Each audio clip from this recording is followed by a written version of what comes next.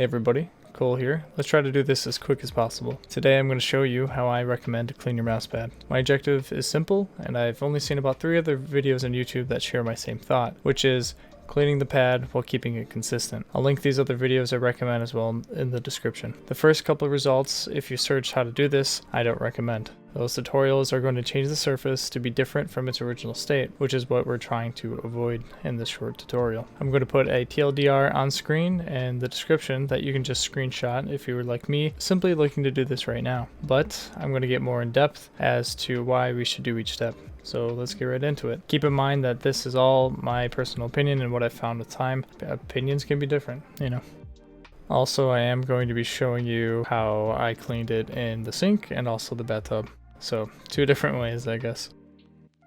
Okay, real quick, to start, a quick way to see if your mousepad even needs to be cleaned is rotate it upside down and see if it requires less resistance to move your mouse than the usual spot you set your hand to aim in. Try that, or do a simple scratch test to see if it's kind of dirty and needs to be cleaned. If either of these are a reality, it's probably cleaning time, especially if the first of the 2 is true. What I use personally is Dawn Platinum Dish Soap. You know, everything in that can be washed away with water. I also use some type of cleaner for like bathtubs if I'm going to use the bathtub, and then of course a towel for drying. So step 1, sanitize and clean the area from any germ, scum, or gunk buildup. I've seen so many reviews that are close to PC core of them slapping it onto their disgusting bathtubs. We want to remove all excess dirt from the pad and mimic its original state as close as possible. Choose the right product to clean it. Avoid peroxide, bleach, other harsh chemicals, and moisturizers that can change the consistency or durability of the fibers and surface. There was so many reviews that they just used hand soap, and on the bottle you see that it uses moisturizers. It's for the hands. This will leave something behind on the pad if you use just normal hand soap. We're just looking to remove our dead skin cells and oil from the surface, not change it. Okay, step 2, use lukewarm water. Too cold and the clean won't be as good. Too hot and you can begin to mold the foam when bending the pad or damage/change the surface of the pad. You can also ruin the adhesive properties of the rubber base if it has them. I have in fact bent both my GSR SE and my GainSense Radar's pad from using too warm of water. They're not too large bumps, but you notice them. They're more sensitive than you think. Try not to bend them and keep them flat.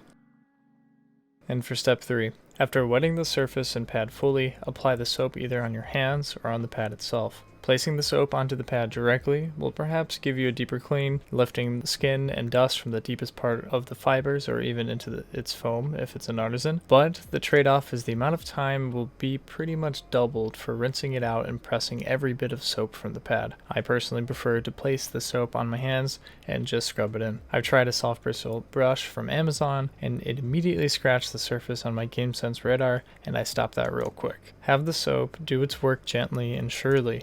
Don't try and speed it up with other methods. Keep the water flowing, preferably as you scrub as well, perhaps using your shower head or keeping the water source flowing. Reapply soap into your hands, brush or pad as needed to clean the rising dirt from out of your pad. And for step 4, once the soapy water isn't discolored anymore and the pad looks physically clean, begin a clean water rinsing regimen to bring up all the soap from inside the pad's foam or surface. Apply pressure to bring the fresh water in deeper and repeat this constantly until there's no bubbles or suds coming from the pad. This step is very important as leftover soap will leave a very sticky feeling on the surface and change its glide and static friction greatly. I've accidentally done this before on a GSR SE. The soap was deep in there and I didn't realize till it had dried. I use either pressure from my palm or I stamp either side of the pad together to check for any suds that come out from deep within the pad. You want none. Now this is actually the exact method that I bent my GainSense Radar with, so if you are going to stamp either side of the pad together, make sure they're as far away as possible so that way you put less of an angle on the foam.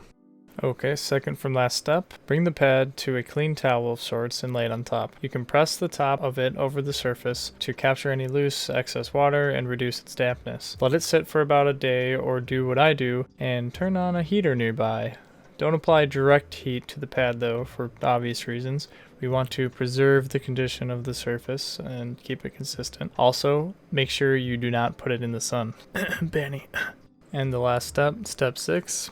Enjoy your quick micro movements again and smooth glide. You might realize how much of a change you've begun to subconsciously accept in your pad surface. But that's all I had today, so thank you guys for watching. Like it if you liked it. Comment below if you want to talk about cleaning mouse pads. Thanks guys, see you on the flip. Oh, by the way, I have been streaming on Twitch. I don't necessarily play competitive games because, I don't know, it's just a lot more pressure. I've been playing offline games, like single player games. So if you're interested, then, go ahead and search my name up on Twitch. Adios guys, have a nice one.